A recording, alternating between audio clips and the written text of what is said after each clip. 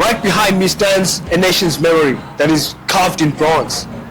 These are heroes who have turned the struggle into freedom, pain into liberty. They've left a legacy that is indelible, a marker that can never be forgotten by the sands of time. I'm currently here at Long March to Freedom at Senkuri City. Come and join me as we explore each and every one of these individuals.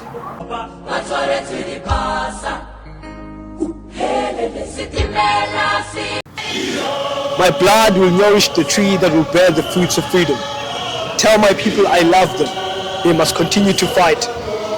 Those are the famous words by this man standing right over here. His statue that has been carved out of bronze.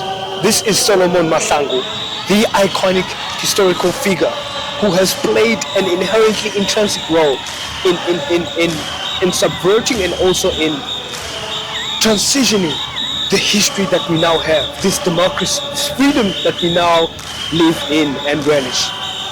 Aluta continua, struggle continues.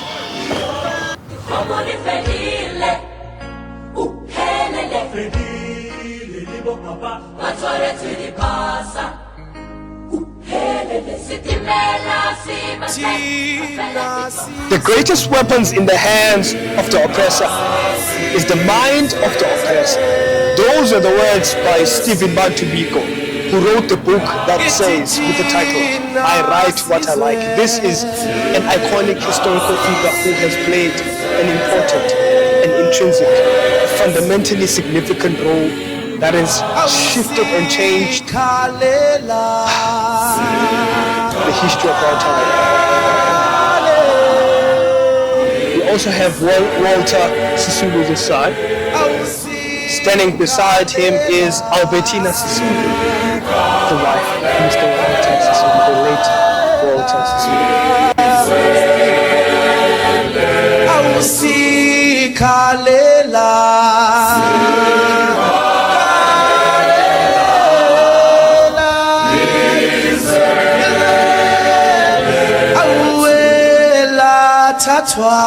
Standing beside me is King Mzilikazi.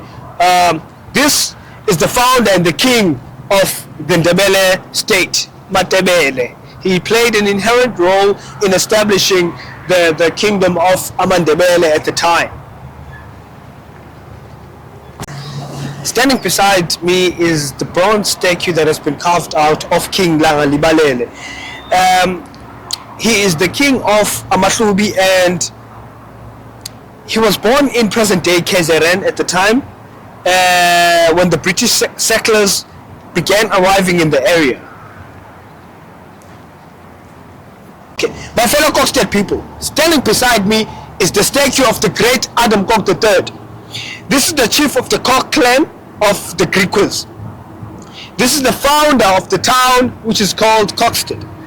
Chief Adam Kok III defended his dynasty against colonial encroachment and led his people on an epic journey to a new home. Born in Griqua Town, Northern Cape, and educated at a mission school in the Free State, he was appointed to the Griqua Council to be groomed as chief or captain, as the authorities referred to him. Chief Kok III's greatest challenge was the large number of Afrikaner farmers moving into his lands. Despite the attempts to deal with this, protest to the Cape governor, leasing land to the newcomers, and numerous failed treaties, Kok III decided to move. In 1861, he trekked with 3,000 Griquas into a territory in KwaZulu-Natal, deserted by those fleeing King Shaka's military. It became Griqualand East, the capital Kokstad. Now, the self-determining Griquas prospered. The government raised its own revenue through taxes, fines, and licenses. And in 1867, printed their own currency, backed by the livestock and grain. This success was short-lived. Britain annexed Griqualand West in 1871 after the discovery of the diamonds, and Griqualand East in 1880 incorporating them into the Cape colony. The Griquas there again were landless. British settlers British settlers flooded into the area. Kok III became a British functionary on an annual pension. Adam Kok III died tragically in a carriage accident, signaling the end, some believe, of the great Griquas chief. There's also a fun fact here. It's saying, did you know that the track by Adam Kok III and the Griquas has been overshadowed in South African history by the story of the white pioneers who left the Cape Colony from the 1835 seeking new land. Kok III's 2-year trek from the Philippolis to the homestead was comprised of thousands of Griquas, about 20,000 head of stock and 300 wagons, and is regarded as one of the great epics of the 19th century. I'm also going to show the picture that is basically being portrayed here. You guys are going to love this. We also have the statue of Saul Plaatje that has been carved out of bronze, and also this is Mahatma Gandhi. These are all historical icons who have played an important role. Then also this is Selopa.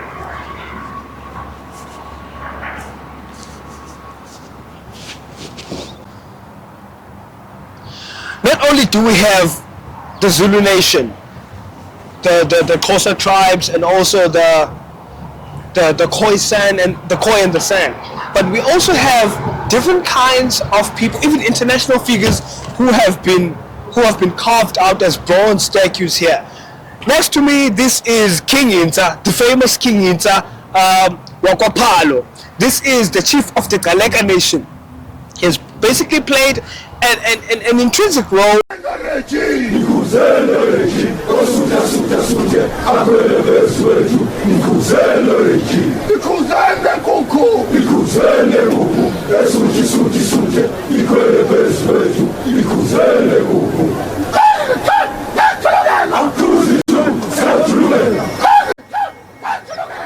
Shalana Zulu, as would the Zulu people, and chant out that sound, which is basically translated, let all the Zulu people be united for one cause. Now, this standing beside me is the bronze statue of the founder of the Zulu kingdom, Shaka Zulu himself. King Shaka is one of the most famous figures in South African history, who rose to power during the time when local warfare and mass forced migrations resulted in larger kingdoms in Southern Africa. We also have the statue of Albert Luthuli, one of the historical iconic figures. Join me as we go also to the other statues up there in front. We have a ton of them, a lot of them.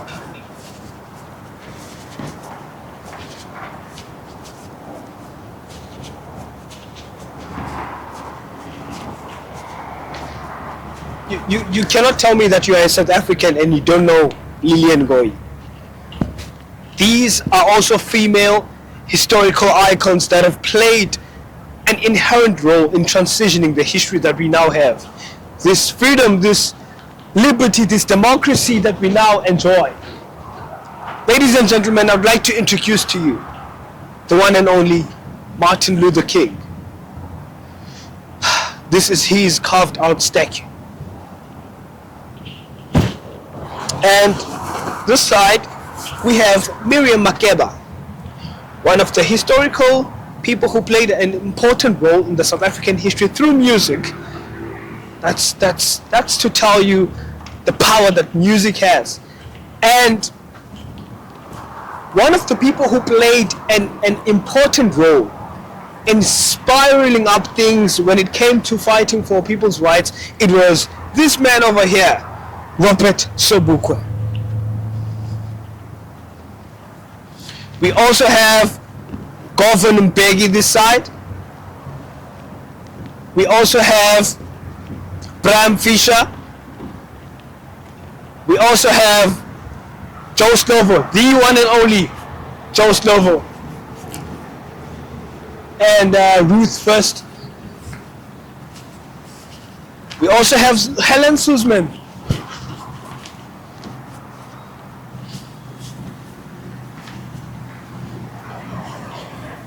De Beers.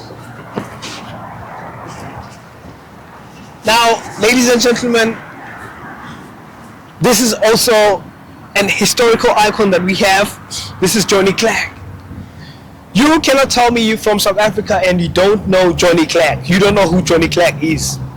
You need to study your history. Then over here, come over here, we have the one and only Archbishop Desmond Tutu. Now, I need you to come over the side. I'm going to show you something important. Something that really touched my heart. And on this side we have the statue of one and only Chris Hani. Standing beside me we also have Julius Nyerere, an African historical figure.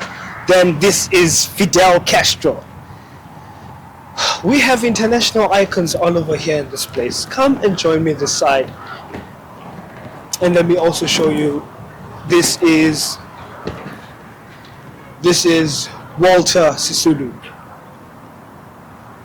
Then we also have this side Oliver Tambo, and with his wife Adelaide Tambo.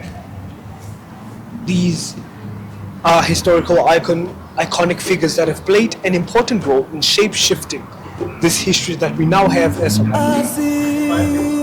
Finally, we also have